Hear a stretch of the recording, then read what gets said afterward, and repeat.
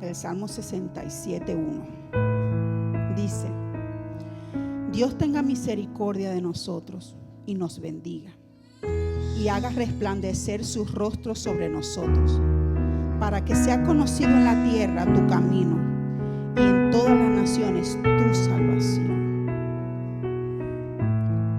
El Señor siempre muestra su misericordia para nosotros, nos bendice y hace siempre salir el sol sobre nosotros para bendecirnos y para ayudarnos. Declaramos que todo lo que nosotros demos para el Señor se multiplica aún más de lo que nosotros pensamos, y Él hace resplandecer su rostro sobre nosotros. Él abre caminos donde pensamos que no se pueden abrir un camino, lo abre para que podamos conocer que Él está con nosotros, que Él está en nosotros. Señor, oramos, Señor, por los diezmos y por las ofrendas. Declaramos, Señor, que tú, Señor, haces sombra sobre nosotros, que tú bendices, Señor, la obra de nuestras manos, que tú bendices nuestras fuerzas, que tú nos das aún más fuerza de lo que antes podíamos tener. Bendice nuestras vidas, bendice, Señor, lo que tengamos, en el nombre poderoso de Jesús. Declaramos una semana llena de victoria, una semana llena de tu presencia, Jesús. Gracias, Señor, gracias, Jesús, gracias, Señor de la gloria. Ahí lo tengo. Pueden pasar a dar su diezmo y sus ofrendas. Ahí vamos a estar poniendo el link para que puedan diezmar por online. Yo lo puse ahí en la silla.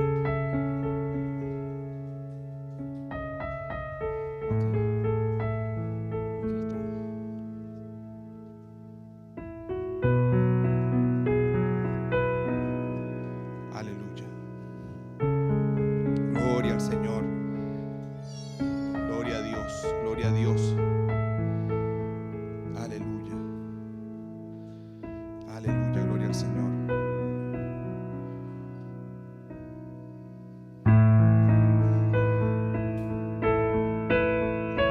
Sí.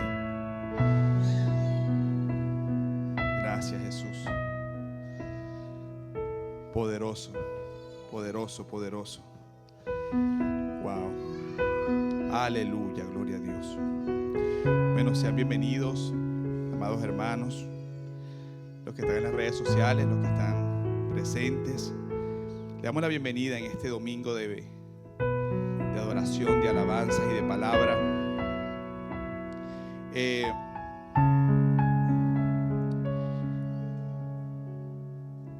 Yo desato el temor de Dios en este lugar.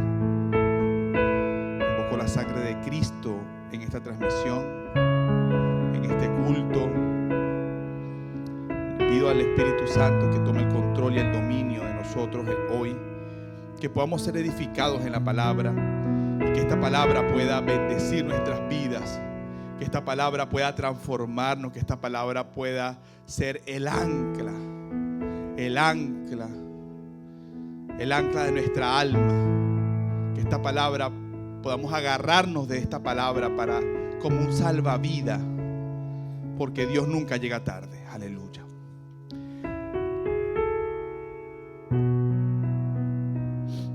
Abran sus Biblias en el libro, en el Evangelio según San Juan, en el capítulo número 2. Vamos a leer el versículo del 13 al 22. Quiero que me acompañen en esta escritura. Es importante que la leamos.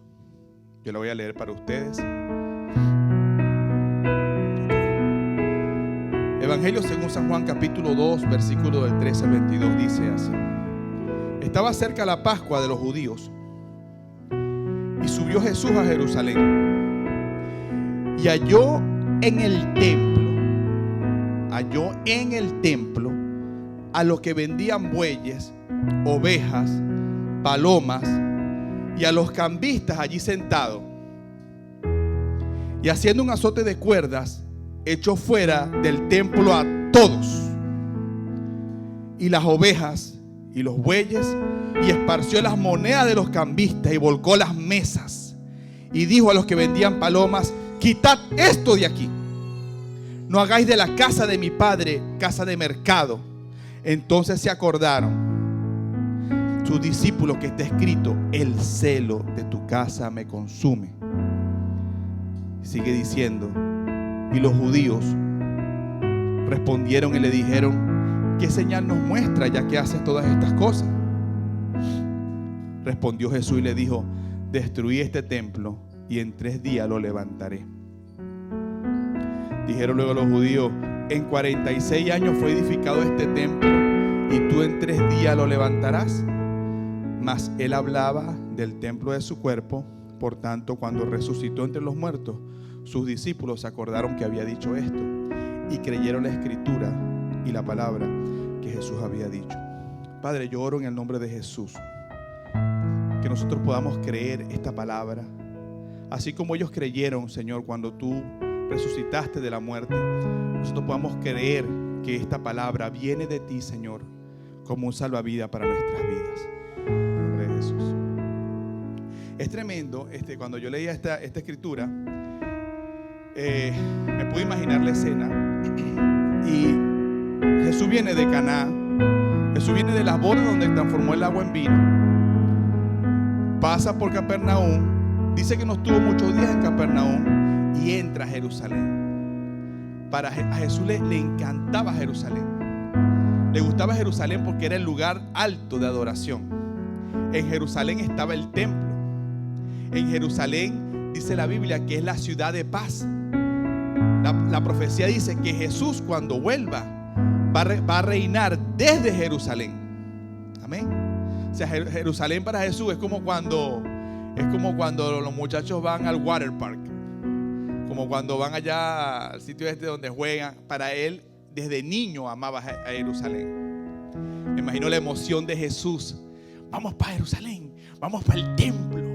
Gloria a Dios, gloria a Dios. ¿Entiendes? Tanto es así, tanto es así que él amaba tanto Jerusalén, que en una oportunidad sus papás, cuando tenía 12 años, fueron con Jesús a Jerusalén y Jesús se les perdió por 3 días. Y tuvieron 3 días como locos buscándolo. ¿Dónde estará? ¿Y dónde estará? ¿Y dónde estará? Y Jesús le dijo: ¿por qué me están buscando como loco? ¿Ustedes no saben que en los negocios de mi Padre me es necesario estar? Y Jesús estaba en el templo, en ese templo que estaba en Jerusalén. ¿Okay? Dice la Biblia que Jesús estaba allí adentro del templo y él enseñaba a los sabios. Y los sabios se sorprendían de la sabiduría. Yo me imagino los sabios disputando con Jesús. Sí, porque cuando Abraham sacrificó a Isaac, y Jesús preguntándole: ¿pero ustedes creen que lo hizo por fe o lo hizo cómo? Jesús disputando sabiduría con los sabios. Jesús hablándole, indagando de ellos para ver qué sabían. Y ellos se sorprendían por las preguntas que Jesús le hacía. Jesús había visto todo el lugar. Estaba tan fascinado. Imagínense, ¿qué niño que no esté fascinado va a pasar 3 días en un lugar? Tuvo que haberle encantado el lugar. Aunque era niño, también seguía siendo el Hijo de Dios. Y me impacta mucho esto porque uno puede ver el amor de Jesús por el templo, el amor de Jesús por la casa de Dios. Jesús no llega indiferente a la casa de Dios. Jesús no llega con el teléfono en la mano. Jesús no llega hablando con el vecino. Jesús no llega hablando de lo que pasó en el juego de fútbol. Aquí dice que estaba cerca la Pascua de los judíos y cuando Jesús subió a Jerusalén, lo primero que hizo fue el templo. Voy para la casa de mi Padre. Voy a mis negocios que son de mi Padre. Voy a revisar a ver cómo está todo por aquí. ¿Bien? Eso es lo que hace un hijo. Revisar los negocios de su papá. Amén. Revisar los negocios de su padre. Y Él no saluda a nadie. Jesús va derecho. Pero cuando llega al templo, se encuentra con ese desastre. Cuando llega al templo, Jesús se indigna, se duele, no puede creer lo que está viendo. ¿En qué momento pasó esto? ¿En qué momento pasó esto? ¿qué hace esta gente aquí? ¿Qué hacen estos cambistas aquí? ¿Qué hacen estos vendedores aquí? ¿Qué, estos malandros aquí? Si la casa de mi padre es llamada casa de oración y ustedes la han convertido en cueva de ladrones. Estaban en el templo, dentro de los atrios del templo se había colado el mundo y el desastre. Jesús se indigna.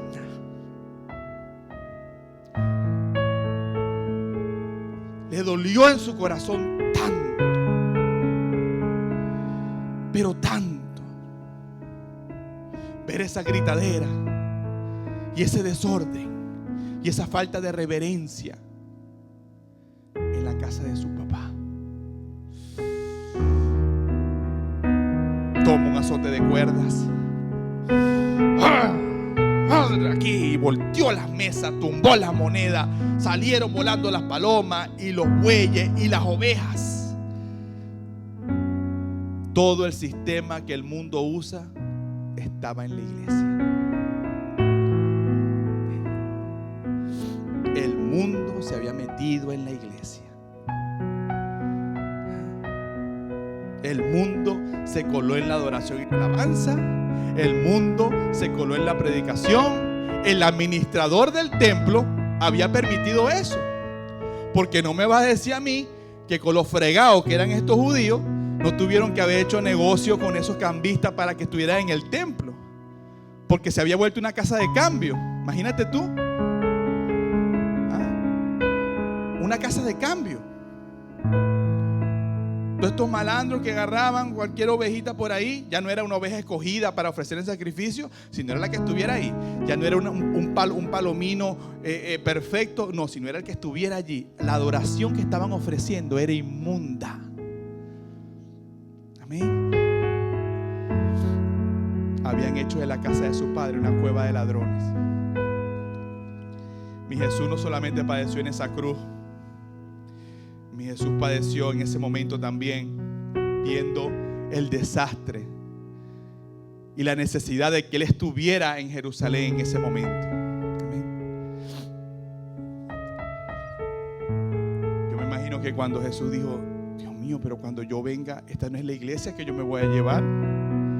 Esta iglesia tiene mancha, tiene arruga, tiene desastre, tiene pecado. Un lugar así yo no me lo puedo llevar. Yo necesito purificar esto. Yo necesito hacer algo por la iglesia. Yo necesito, es el negocio de mi padre. Es lo que se supone que vine a hacer este mundo. Vine a defender el lugar del templo sagrado de mi Dios y mi Señor y mi Padre. Qué sentir tan poderoso.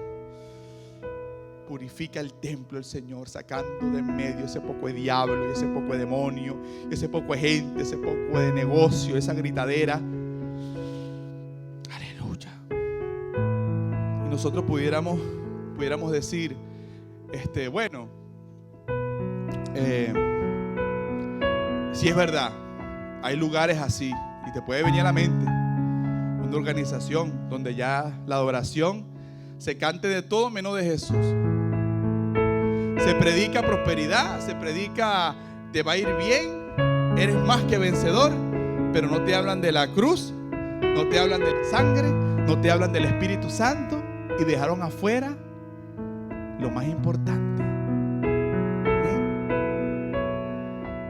Qué indignación, mi hermano, pudo ver el Señor en lo que era la iglesia de ese momento. El gran templo. El orgullo de ellos era las 4 paredes. ¿Ves todo esto? Señor, los discípulos paseaban a Jesús y le mostraban el templo con orgullo. Mira esas paredes, mira ese muro grande, Señor. Y el Señor ve, ok. ¿Ven todo esto? No quedará aquí piedra sobre piedra que no sea derribada en este sistema. Jesús profetizó la caída de ese sistema. Pero en 46 años nos tardó en levantar esta estructura. ¿Cuántos años te ha llevado a ti levantar esa estructura que no agrada a Dios? ¿Cuántos años nos ha llevado a nosotros levantar estructuras en nuestra vida que aún siendo cristianos todavía siguen estando allí paraítas. Pero el Señor dice, no quedará piedra sobre piedra que no sea derribada. Aleluya. Imagínate lugares ahorita donde tú vas a escuchar una prédica y no te hablan de la sangre de Cristo. El cristiano no sabe ni para qué sirve la sangre. No claman la sanidad, porque se coló el mundo en la iglesia, se coló lo externo en lo santo, profanaron el templo. Amén. El título de este libro, de este pasaje, se llama Jesús purifica el templo. Y eso fue lo que él fue a hacer allí, ese lugar. Fue a purificar el templo. Amén. Cuando Jesús está en un lugar, mi hermano, la gente teme. La gente es reverente. La gente tiembla ante su presencia y disponen el corazón para ser cambiados porque están conectados con el Espíritu Santo. ¿Entiendes?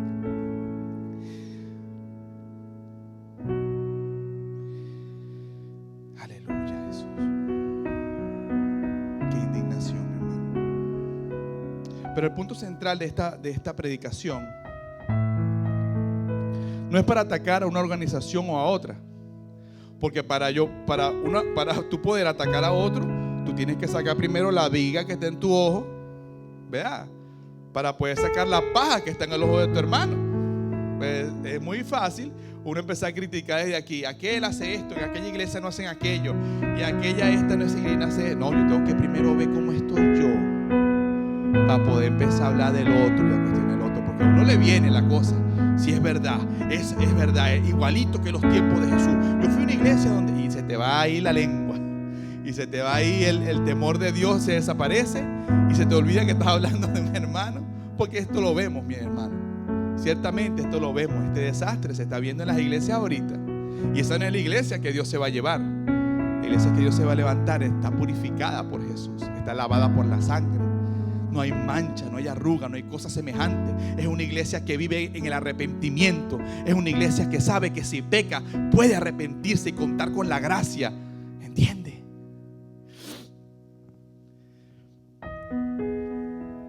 Pero el punto central de esta predicación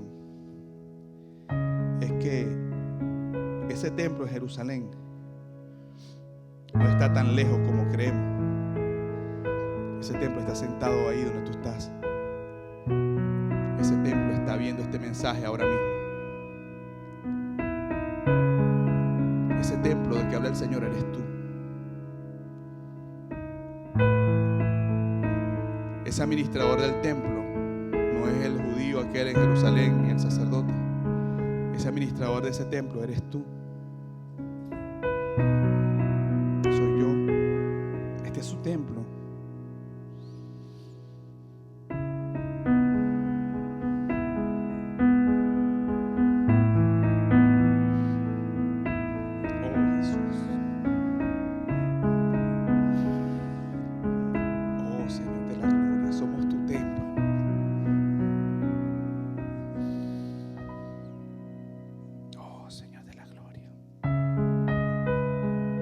¿Qué hemos permitido meter en el templo del Señor? ¿Qué se ha colado? ¿Qué se ha colado allí?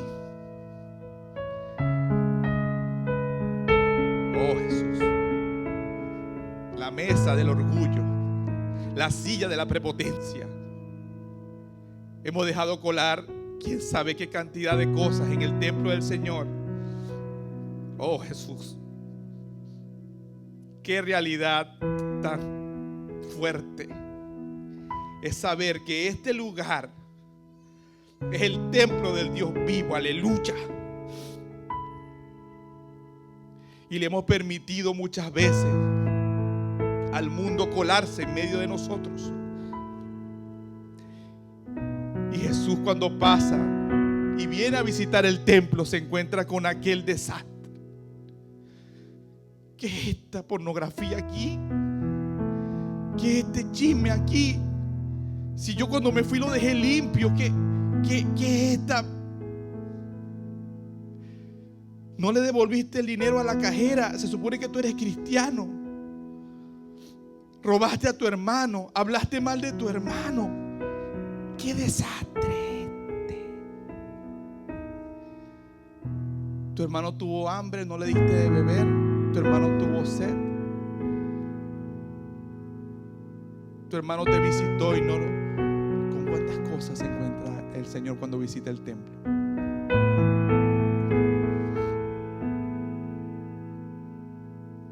Somos el templo. Somos el templo. Y es necesario que Jesús tome el azote de cuerdas y nos suene. ¡Chan! Él va a separar de ti todo diablo que se haya instalado en tu vida. Él va a separar de ti todo demonio que haya querido hacer morada dentro de ti. Él va a apartar de ti toda indiferencia, toda falta de temor de Dios, porque Él viene a preparar el templo que Él se va a llevar. Él no lo va a dejar desarreglado. Él no lo va a dejar sucio. Él lo va a levantar. Él va a levantar el templo en todos los sentidos de la palabra. Permitirá que piedra sobre piedra sean derribadas, porque un día lo que Él se va a llevar es mayor que las 4 paredes donde te sientas. Él se va a llevar el templo que eres tú. Necesita el Señor usar de disciplina fuerte sobre la iglesia, y más en estos tiempos que vemos tanto desastre. Necesitamos sentir sus correazos. Necesitamos sentir ese azote del Señor.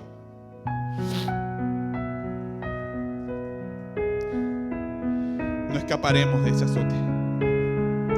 Todo el que se llame iglesia y no esté caminando conforme a lo que Jesús diseñó y lo que dice su palabra, no escapará de ese azote. Mira, la Biblia dice que si el muchacho queda sin disciplina, no se puede llamar hijo, sino es bastardo. Y yo estoy dispuesto a recibir lo que tenga que recibir el Señor.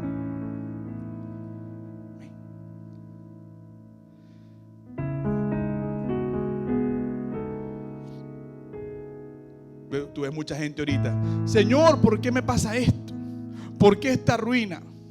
¿Por qué este problema matrimonial? ¿Por qué esta falta de temor de Dios? ¿Por qué no puedo orar? ¿Por qué me cuesta buscarte tanto, Señor? Señor, si antes yo te sentía. Señor, si antes yo. Señor, si yo. Y la consecuencia está en que abrimos las puertas. Hicimos negocios con gente con la que nunca debimos habernos involucrado. Le abrimos la puerta a demonios que tomaron ventaja en el descuido más mínimo.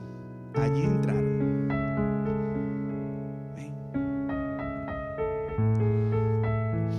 Y es inevitable sentir tristeza cuando somos azotados. Es inevitable sentirte mal contigo mismo cuando tú sabes que la embarraste. Es inevitable sentirte como un perro cuando quedas expuesto ante la palabra, cuando quedamos expuestos ante el Señor. Amén. Y lo bueno es que la tristeza que produce el azote del Señor es para arrepentimiento. Porque hay una tristeza que es para muerte, que es la tristeza que el mundo te da. ¿Okay? Es cuando el mundo te quita el dinero, o es cuando pierdes un negocio, o cuando chocan el carro. Esa es la paz que te quita el mundo. Te reducen las horas, te quitaron la paz. Es la tristeza que da el mundo. ¿Entiendes? Te cambiaron de lugar de trabajo y te quitan la paz. Es la tristeza que da el mundo. Pero la tristeza que según Dios no hay que arrepentirse de ella, porque es para arrepentimiento. La tristeza que según Dios te va a ayudar a volver al camino. Puedes sentir la tristeza del azote del Señor. ¿Usted, pastor? Sí.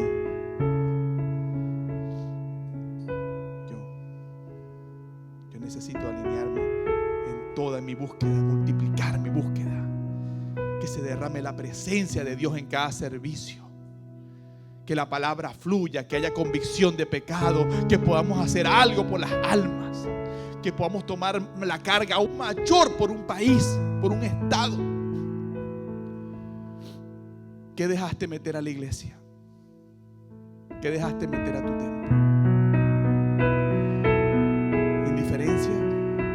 Matan a 19 niños en Texas y podemos ver una iglesia independiente. Yo sigo con mi programa, sigo predicando mi teología, sigo predicando ahora vamos a hablar de Génesis y vamos a hablar de sexo en el matrimonio. Y los niños en la calle, inseguros, ya no hay seguridad en los padres y no tienen una iglesia en que confiar. Eso fue lo que se encontró Jesús cuando visitó ese templo. Doy gracias a Dios por la campaña y la carga que tomamos. La puso el Señor en nuestros corazones, pero el respaldo de los pastores, hermanos, fue tremendo. No tardaron en mandar sus mensajes, no tardaron en mandar sus videos. Bendigo a esa gente de Dios, hermano, que toman carga por la necesidad humana. Si nuestro corazón se cierra a la necesidad humana, entonces ¿qué estamos haciendo? Vean lo que dice Hebreos capítulo 12 versículo 6. Porque el Señor al que ama disciplina y azota a todo el que recibe por hijo. Hermano, no resistas al Señor. La Biblia dice que la disciplina al principio no es causa de gozo, sino que te da tristeza, ¿verdad? Pero después va a dar fruto apacibles, va a dar fruto de justicia en ti. La disciplina del Señor duele. La disciplina del Señor te da pena, te pones rojo. La disciplina del Señor te hace sentir mal.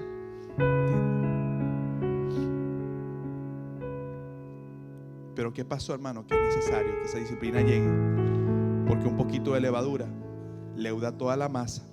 Un poquito de levadura, un poquito de mundo, un poquito de nadie se va a enterar, un poquito de mi pecado, un poquito de pornografía, un poquito de chisme, un poquito de murmuración, un poquito de levadura leuda toda la masa.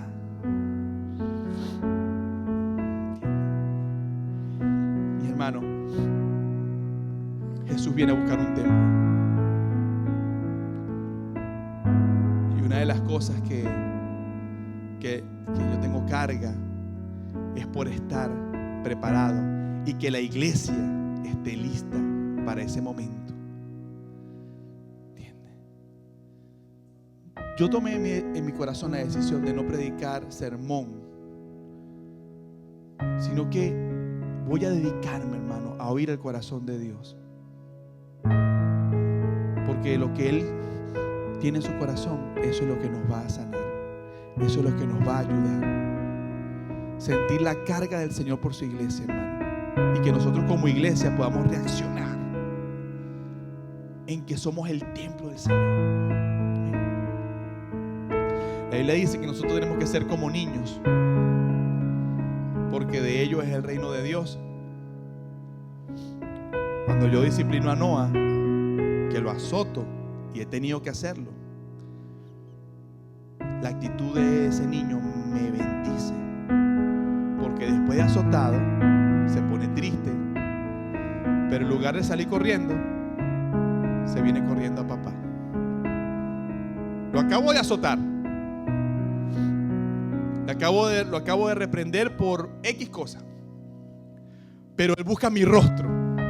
Él busca mi rostro. Si yo estoy con rostro fruncido, él sigue allí, papá, y empieza a buscarme conversación, tema de conversación, papá. Y yo a veces me hago el duro porque sé que quiero que vea que la disciplina fue en serio.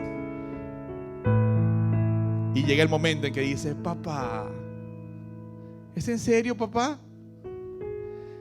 Y me abraza. Y yo veo a mi hijo y veo al Padre y veo a la iglesia.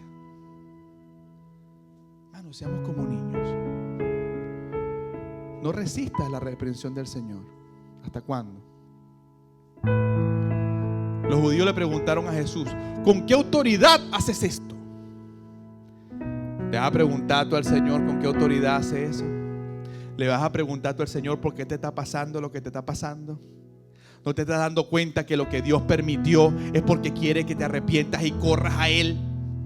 ¿No te das cuenta que la tristeza que sientes ahora mismo en tu corazón, esa soledad y esa depresión, no es más que el resultado del azote del Señor que produce tristeza? ¿No entiendes que esa desesperanza y esa falta de que no le encuentro sentido a la vida fue el azote que Dios te dio, quién sabe hace cuánto tiempo? Pero nuestro corazón duro no ha ido otra vez a papá, sino que me quedé con el azote y tomé una actitud de bastardo. Y yo no voy más para esa iglesia, y yo no voy más para ese lugar, y yo no voy a orar más. Y qué fastidio orar. ¿Y por qué ahora que hacerle caso aquí? ¿Y por qué me tengo que sujetar a mi esposa? ¿Y por qué me tengo que sujetar a mi esposo? Y en lugar de tener la actitud de hijos, salimos corriendo fuera de papá. Eso fue lo que pasó con Adán. ¿Qué hiciste, Adán? No, la mujer que me diste. La excusa. Se alejó del padre. Si él se hubiese acercado a papá, hubiese sido otra historia.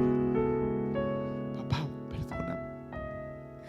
Comí el fruto, papá, pero perdona. Yo sé que tú lo hiciste, pero quítame todo, pero no me quites tu presencia. Así dijo David cuando pecó. Señor, quítame todo, pero no apartes de mí tu Santo Espíritu, Señor. Que un espíritu noble me sustente, Señor. No apartes de mí tu Santo Espíritu. Yo pequé, yo me acosté con la mujer de tal y mandé a matar al otro, Señor. Perdóname. David sintió el azote del Señor. El profeta viene y lo confronta. ¿Qué rey? Tengo un asunto para consultarle. ¿Qué se ha de hacer al hombre que teniendo 1000 ovejas tomó una oveja de su vecino para dársela a sus invitados cuando él tenía?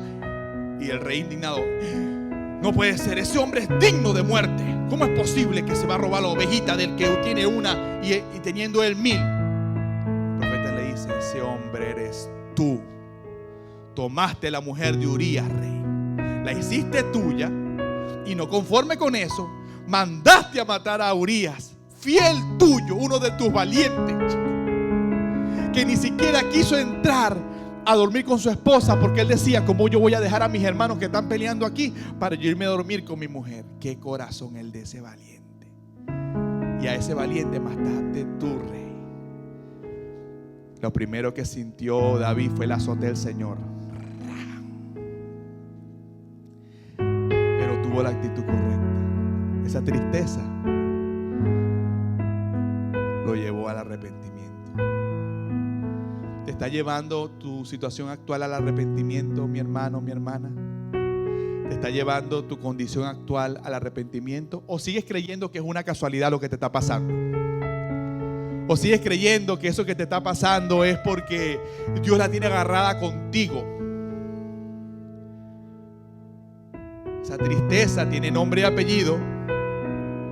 Esa tristeza viene con un propósito. No hay nada más terrible que sentirse triste, chavo. Sentirse solo. Mi hermano. Sentirse que no está Dios, que lo busca y te cuesta arrodillarte y cerrar los ojos y orar y adorar. Estás triste por dentro, porque el azote de Él produce esa tristeza. Pero no es para que te alejes, es porque Él necesita atraerte con las cuerdas de amor hacia Él. Sus cuerdas de amor. Nada escapa a los ojos del Señor, mi hermano. Nada escapa. Búscale la cara a papá. Ve a ver si está molesto. Papá. ¿Cómo me hace? Papá, búscale un tema de conversación. Si no te contesta, vuélvele a preguntar. Y si no te contesta, vuélvele a preguntar. Y Él te va a ir dando pistas. Oye, el agua no. ¿Sabes lo que hiciste? No, sí que no estoy hablando de eso. Estoy hablando de esto. De este asuntico que no has confesado y todavía está ese pecado persiguiéndote allí. Te arrepentiste delante de los hombres, pero no delante de mí. Hiciste una falsa humildad delante de los hombres, pero tu corazón sigue levantado en contra mía. Tú no sabes que si tú no perdonas a los que ves, ¿cómo vas a tratar conmigo que no ves? Tú sabes lo tremendo, hermano, del Señor. Y mi esposa me bendijo con esa palabra. Que Dios conoce si tú le vas a ser fiel o no, porque Él puede ver el futuro. Él puede ver allá si realmente eso que estás diciendo ahorita es de corazón. Pero te digo algo, si lo que tú estás diciendo ahorita y tu arrepentimiento es genuino, la recompensa es instantánea. Hay gente, hermano, que no se arrepiente. ¿Saben por qué? Porque creen que hay que esperar mucho para que el Señor restaure y haga algo. Pero no, mi hermano. La recompensa del arrepentimiento es así. Porque Él ya sabe en su omnipotencia y en su omnipresencia y en su omnisciencia si eso que tú estás arrepintiéndote en tu corazón es genuino. Si eso de lo que tú estás diciendo que te arrepentiste es verdad. Porque si no es verdad, el Señor va a seguir indiferente hasta que tú llegues a Él genuinamente. Pero si es verdad el arrepentimiento, mi hermano, créelo delante de mi Señor, en cuya presencia estoy. Te digo que tu recompensa será más rápido de lo que tú crees. Esa restauración de la alegría será más rápida de lo que tú crees. Esa restauración de lo que se quebró vendrá más rápido. Esa restauración de tu paz. ¿Cuántos han perdido la paz? Sinceramente, pregúntate a ti mismo, ¿te acuerdas la última vez que tuviste verdadera paz? ¿Te acuerdas cuando fue ese momento en el que tú pudiste dormir y no despertarte de medianoche así como que te estuvieran pellizcando? ¿Te acuerdas cuando fue la última vez que pudiste despertar alegre y decir, gracias Dios por esta vida que me has dado? O ni siquiera esos momentos los has vivido. Mucha gente anda viviendo una religión por ahí. Hermano, justicia, paz y gozo en el Espíritu Santo es lo que significa el reino de Dios. Si no hay eso, entonces no estás en el reino. Estás fuera de la voluntad de Dios. Y es necesario que venga el azote y la disciplina para traerte de nuevo a Él.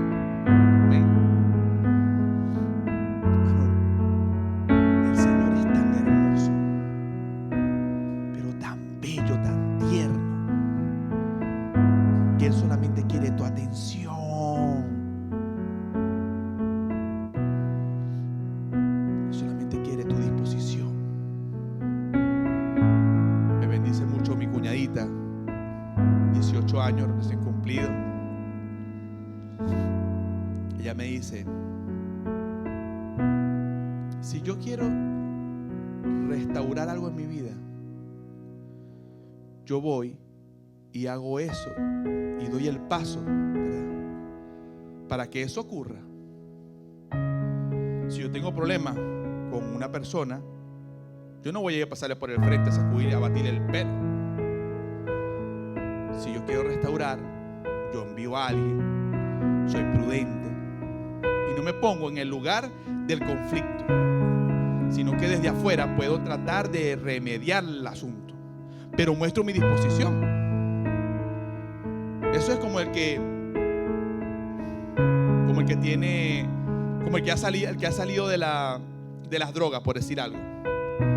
Te vas a pasar por enfrente de los drogadictos otra vez, amigos tuyos, para que te vuelvan a influenciar. No, tú te alejas de esa situación porque tú anhelas restauración. Tú anhelas, tu arrepentimiento es genuino. Yo no me voy a volver a juntar con la amiga chismosa que me hizo meter en el paquete que me metió y que de broma hasta te violaron por culpa de tu amiga y todavía sigues yendo para casa de la amiga tuya. te emborracharon, te echaron algo en la bebida y tú vas ahí a darle los buenos días. No, el sabio ve el mal y se aparta. Yo creo en la restauración y en el perdón. Yo puedo perdonarte, pero la confianza no será la misma. Yo puedo tomar decisión sobre la confianza que yo te vuelva a dar. Mi hermano querido, el que quiere cambiar puede. Cerca de ti está la palabra, en tu boca y en tu corazón. No está en el cielo para que digas, ¿quién me va a traer esa palabra? Ya Cristo descendió del cielo.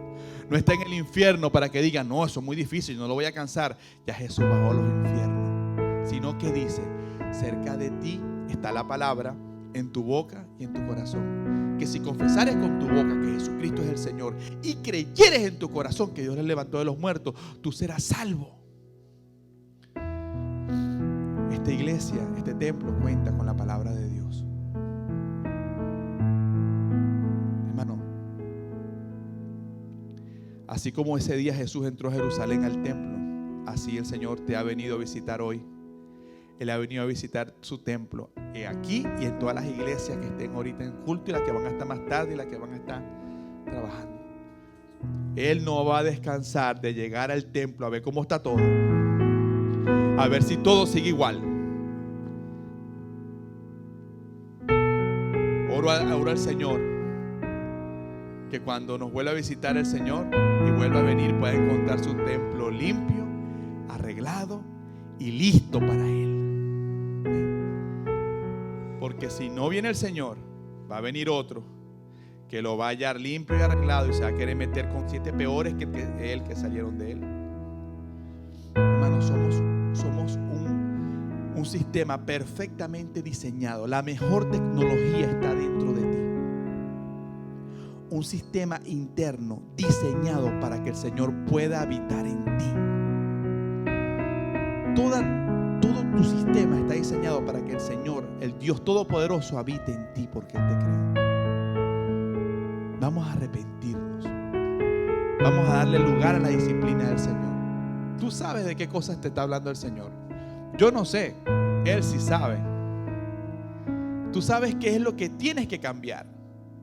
Tú sabes qué es eso que te ha echado broma y te quitó la paz hace años. Tú sabes cuál es esa debilidad que tienes que ponerle en sus manos. Busca el rostro de Él. ¿Tú quieres captar el rostro del Señor? Háblale de tu pecado. ¿Quieres captar el rostro de Dios? Háblale de eso que no quieres mencionar. Dile, papá, te quiero hablar de este asunto. Tú vas a verlo así. Porque Él sabe que ahí está el problema. Amén. Seamos como niños, mi hermano. Seamos como niños, seamos ingenuos para Él. Ya basta ya. ¿Cómo se llama? Tanto argumento. Hoy el Señor ha venido a purificar el templo. Dios tiene una manera muy sutil de limpiarnos, ¿verdad? Él le dice a sus discípulos, ustedes están limpios por la palabra, aunque no todo. Y miró a Judas así. Ustedes están limpios por la palabra, aunque no todo, porque hay un diablo entre ustedes, señalaba Judas. Date cuenta, hermano, que Jesús sabe tanto lo que hay en el hombre, que Jesús dice, uno de ustedes me va a entregar. Y Judas salió, Señor, soy yo. Y el Señor dijo, tú lo has dicho. El Señor, cuando llega, los diablos se identifican solos. Cuando el Señor se manifiesta, toda esa debilidad que está en el templo, todos esos demonios que están allí, toda esa estructura que está allí, sale y florece, porque sabe que van a llevar azote del Señor. El azote viene tanto para los espíritus esos, tanto como para el administrador del templo que eres tú. Pero finalmente el Señor nos restaura y nos purifica. Y puedes tener la certidumbre, mi hermano, de que hoy, si tú te identificaste y si tú dejaste que esta palabra entrara, por esa puerta vas a salir limpio. Cuando pongas un pie afuera, vas a decir, Señor, yo recibo esa palabra que escuché hoy de ti y recibo la corrección y voy a recuperar mi paz. Pongo un pie afuera. Voy a recuperar mi bendición. Pongo un pie afuera. Que yo salga de ese lugar, de esta predicación y de esta palabra transformado, esperanzado en que Él hizo un trabajo en la palabra. ¿Cómo funciona este asunto? Es un misterio, no lo sé, pero yo sé que Él viaja en su palabra. Él es poderoso, como cantábamos ahí. El león de Judá nunca temerá, es poderoso. Todo principado y autoridad están bajo sus pies. Ningún arma forjada puede prosperar contra ti. Hermano, no permita que nadie venga a condenarte por lo que está pasando en el templo. Ese templo eres tú. Y el Señor del templo es Jesús. Ese pecado es entre tú y Dios. Esa situación es entre tú y el Señor. Arregla tu asunto con Dios. No venga ningún diablo a hacerte sentir, ay, porque sabe de lo que tú falles, de lo que tú escaseas. Hay gente que quiere aprovecharse de tu debilidad. Como conocen lo que te pasó, te quieren venir y echarte dedo. No, hermano. Tranquilo, hermano. El Señor se va a encargar de visitar su templo. Él es el que va a echar los azotes, es el que me va a disciplinar. Y yo sé que me va a traer a Él con cuerdas de amor, porque yo voy a correr derechito a Él. Ya voy a dejar de estar huyendo del Señor. ¿Vas a dejar de estar huyendo del Señor? Recibe el azote con gozo, hermano. Recibe la disciplina con gozo. Recibe la corrección con alegría, porque eres tomado en cuenta como hijo, mi hermano amado. Un día esta palabra, la corrección, esta disciplina que nos ha llegado, es lo que nos va a ayudar a levantar vuelo con Él, porque tú vas a poder decirle: fui limpiado por ti, purificaste este templo, ahora puedo volar contigo. La conciencia de justicia, que fuimos lavados por la sangre de Cristo, hermano, y de que esta cruz sí significa algo para nosotros, de que no somos indiferentes cuando vemos esa cruz vacía, sino que sabemos que de allí se levantó el Señor, el mismo Jesús que un día estuvo en Jerusalén, el mismo Jesús que un día fue a limpiar el templo. Ya no está aquí, está preparando un lugar para ti y para mí. Y para terminar, mi hermano, mi esposo y yo tenemos un reto de fe, un milagro que estamos esperando en la vida de Laia, la vida de mi hijo. Un milagro de Dios que yo sé que Dios lo va a hacer. Y yo le pregunto al Señor: Señor, ¿cuándo va a ocurrir esto? Y el Señor me dio una fecha. Me dijo: tienes que esperar hasta este lugar, hasta este momento, para que todos vean y crean que yo soy Dios. Y yo hablando con el Señor le digo: Señor, amén, amén. Y Él sabía lo que estaba en mi corazón y me dijo: ¿y te estás preguntando qué pasaría si no llega el milagro? Le digo: sí, Señor. Digo: bueno, eso no va a ser toda la vida. O yo llego primero, o el milagro ocurre. Hermano, o tu milagro ocurre primero, o el Señor viene primero. Y las dos cosas son tremenda esperanza. No es eterno. Ese mal no es eterno. Amén, aleluya. Como dicen en mi país, no hay mal que dure 100 años ni cuerpo que lo resista. ¿Ah? Eso que te está pasando no es eterno. O el milagro llega, o Jesús llega primero y nos volamos con Él. Amén. Sea como sea, no podemos escapar del Señor. ¿A dónde huiré de tu presencia? Si me escondiere debajo, ahí estás tú. Si subiera a lo alto, allí estás tú. Les bendigo, mis hermanos amados. Yo declaro en el nombre poderoso de Jesús que hoy el Señor Jesucristo ha venido para limpiar el templo y para purificar ese templo que está allí. Declaro que la palabra es suficiente y tiene suficiente poder, porque el verbo se hará carne en ti en el momento que abras el corazón. La palabra ha venido para restaurar los muros que se cayeron. Esta palabra ha venido para quitar la tristeza que dejó el azote. Esta palabra va destinada a hacerte entender tu condición de hijo y de hija de Dios que eres. Ya basta ya. Basta ya de toda actitud de bastardo. Basta ya de estar huyendo de la presencia del Señor. Hoy, Señor, como pastor de este lugar, yo bendigo a esta congregación, Señor. Los cubro con tu preciosa sangre. Bendigo a todo el que está oyendo en esa transmisión.